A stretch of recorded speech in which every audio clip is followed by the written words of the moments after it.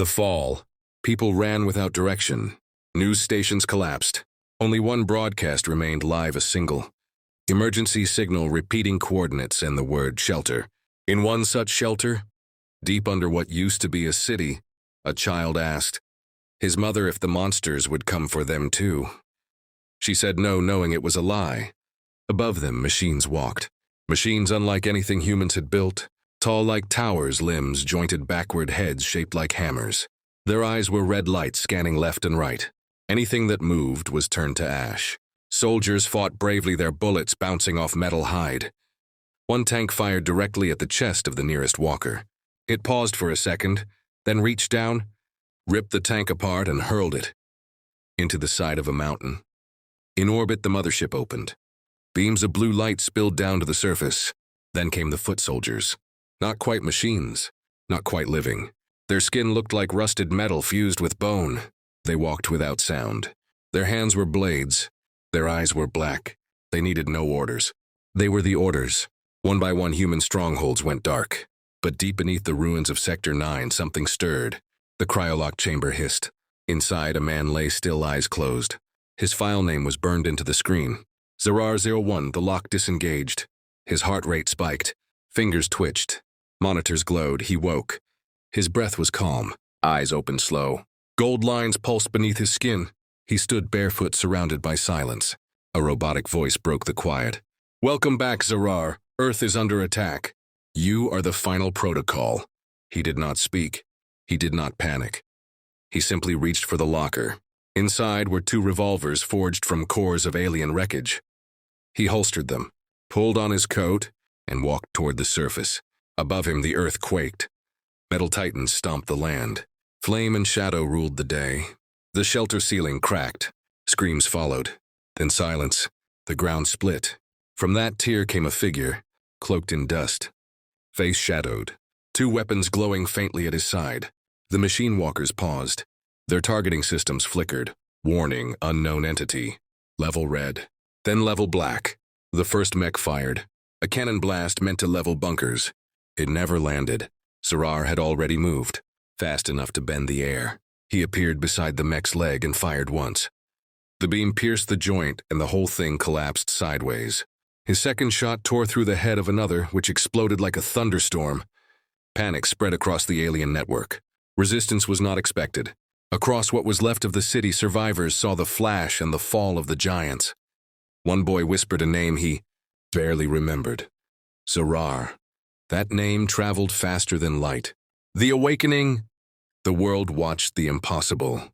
For the first time since the invasion began, something fought back and won. A single man. No armor, no army. Just precision and power. Surveillance drones captured his movements, but their feeds cut out moments later.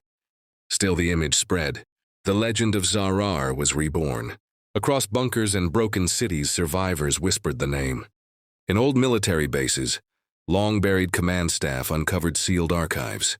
Project Zarar, Human Weaponization Protocol. Forbidden science. It was real. Now awake, Zarar moved through.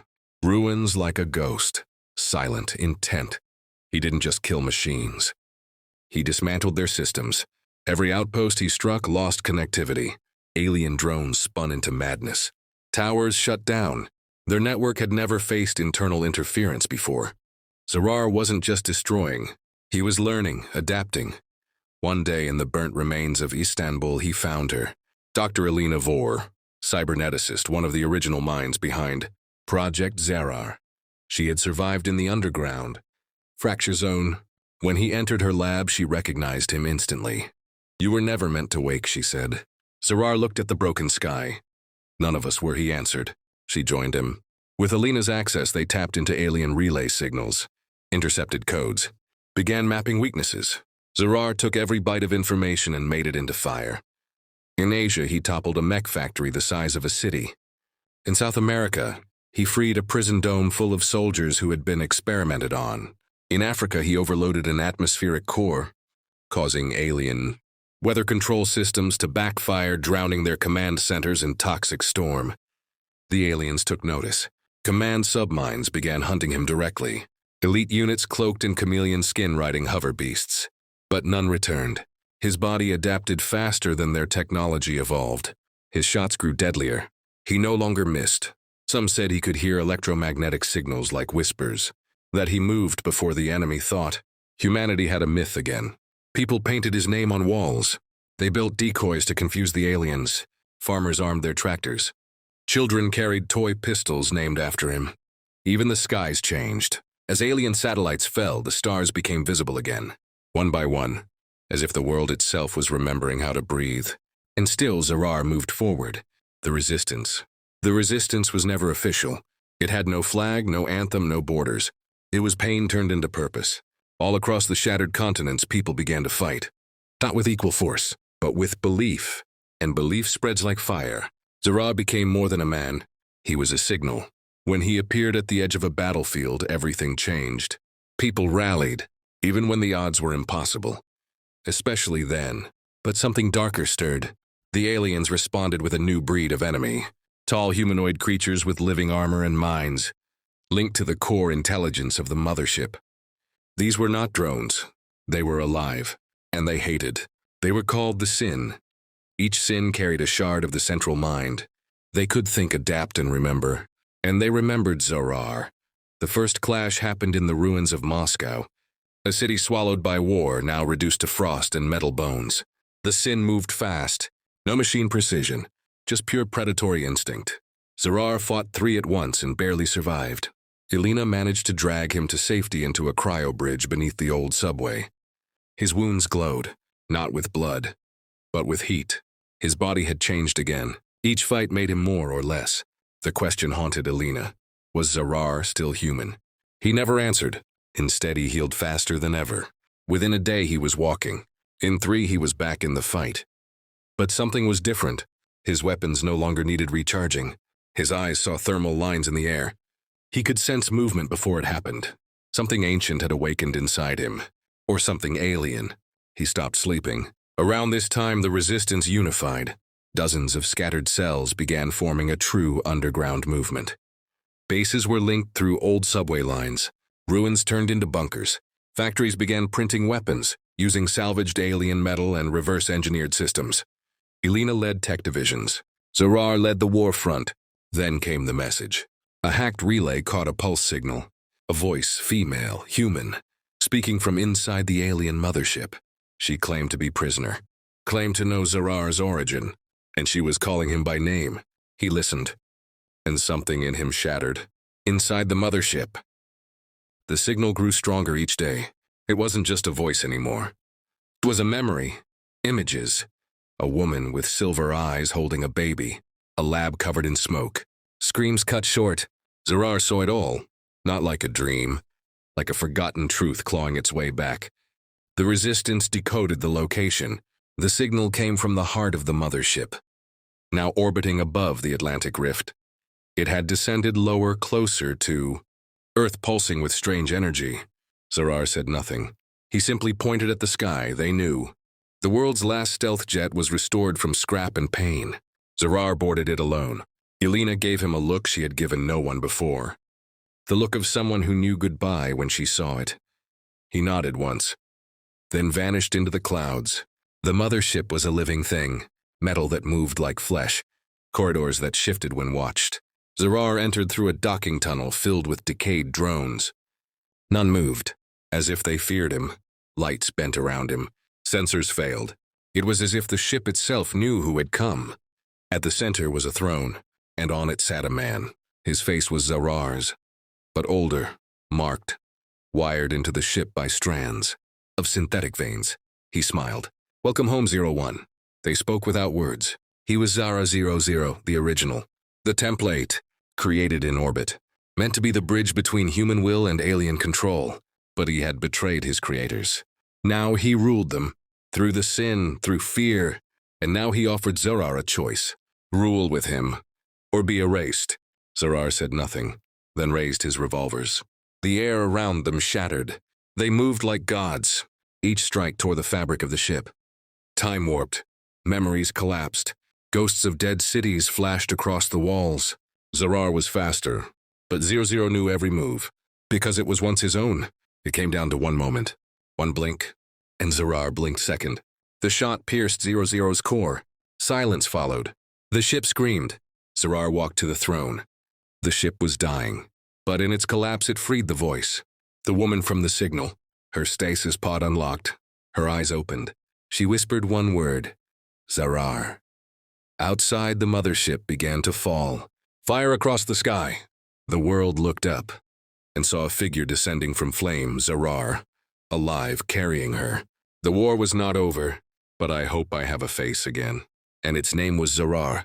The hunt begins. Zarar descended through flame and silence, carrying the only survivor of the alien core. The world saw him as a savior, but the sky had not gone quiet. Above, in the thin shadows of the stratosphere, something ancient stirred. The sin were gone, but the architects were waking. Beings who created the sin, who watched from dimensions laced between physics. They had not expected failure. Now they wanted to erase the error. The error was Zarar. He didn't sleep anymore. He didn't feel hunger. Elina monitored him from the last resistance base in the Eurasian Arc, watching him slip further into silence. The woman he rescued remembered fragments. Her name was Ava, not human, not alien. A bridge, designed as the keeper of the final override. Her voice could command the last architect ship if it returned. And it would. Signals in the sky, black stars blinking wrong. Zarar listened, then vanished again. The resistance was scattered and rebuilding. Cities under ruins, hope building underground. Zarar hunted, one by one, alien devices pulsing beneath Earth's crust. They were not just weapons, they were seeds. Blueprints for the next evolution, not of machines, of humans. Return. Elina begged him to stop, said he was dying, said he was slipping, but Zarar wasn't listening anymore. He was seeing, across timelines, across fractured dimensions. He knew what would come. They would send hunters, not machines, beings older than war. He prepared. 40 nights he vanished, then returned with a blade that hummed without sound. Said it was from the rift, said it didn't cut matter but time. He began training others, selected few. The ghost cell, resistance elite. He taught them movement without sound, thought without noise, war in silence, because the next battle would not be heard. It would be felt. Then the first hunter arrived. It fell from the sky like a comet. No eyes, no face, just shape and speed. The city of Nusana crumbled in moments. Zarar faced it alone.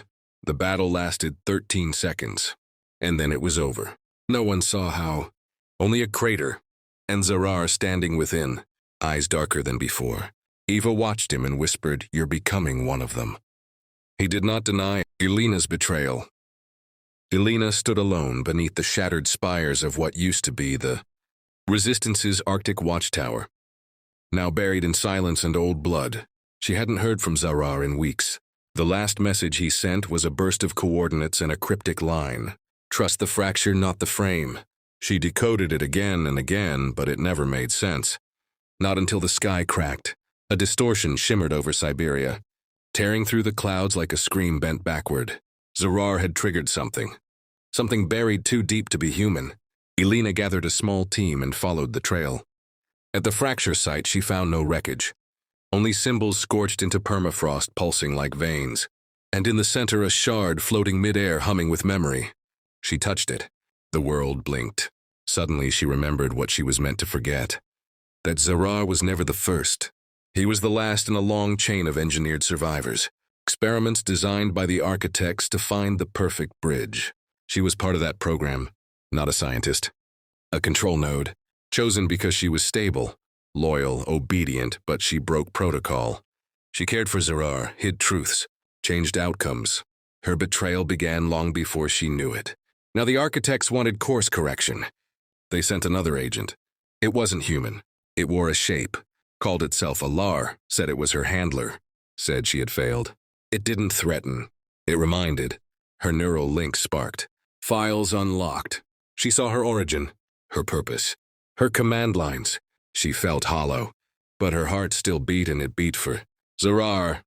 She knew he was slipping deeper into what they feared. He was becoming architect and they couldn't control him, so they would erase him. She had to choose. Loyalty or love, she ran, not from them, but toward Zarar. Across broken tundras, into collapsed cities following traces. Each place he had touched now felt different. Reality itself bent slightly like film melting at the edges. People he had helped were changing, smarter, faster, touched by his presence. He was evolving humanity without knowing it. That was why they feared him. That was why they wanted him dead. She finally found him deep in the Lhasa, ruins standing before a living map etched into stone by alien fire. He didn't look at her at first, just spoke. I know who you are now. I know what you were made to do. Her throat tightened. I didn't choose that. I chose you, he turned. His eyes weren't the same. Galaxies danced in them. He said nothing, but held out his hand. She took it. And the map lit up. Lines connected. Paths activated. A new sequence began. The architects screamed across dimensions, but they were too late. Elina and Zarar had already stepped beyond the frame, into the fracture, core of the void. The moment Elina and Zarar crossed the fracture, reality folded inward, like paper burning at the edges. They didn't fall, they shifted. One blink and the world was gone, replaced by a space that pulsed with raw creation. This was the core of the void, the place between places, the blueprint from which all architect thought was born. Time didn't pass here, it stacked. Every breath Zarar took echoed through centuries. Elina saw herself reflected in infinite forms, some rebel, some prisoner, some weapon. Zarar stood silent, watching a star collapse into a whisper. The void was talking, not with sound but sensation, history rewritten in memory. They weren't the first to arrive here, but they were the first to survive it. This place had judged others and turned them to vapor, but it allowed Zarar to remain. That terrified the architects. Zarar now held a seed within his DNA, a code fractured from the architect hive. To the back door, a virus or a cure. Elina floated beside him, her mind stretching beyond human limits. She could see the truth now. The war wasn't for Earth, it was for narrative. Whoever controlled the story controlled reality. The architects had been writing the universe through structure and symmetry. But Zarar broke symmetry. He was asymmetry made flesh. And now the void listened only to him. Somewhere far away, the architects screamed. They began sending erasure fields to burn the core, threads of space, unraveling like torn wires. Zarar stepped forward, raised the blade from the rift. It shimmered and time around it slowed.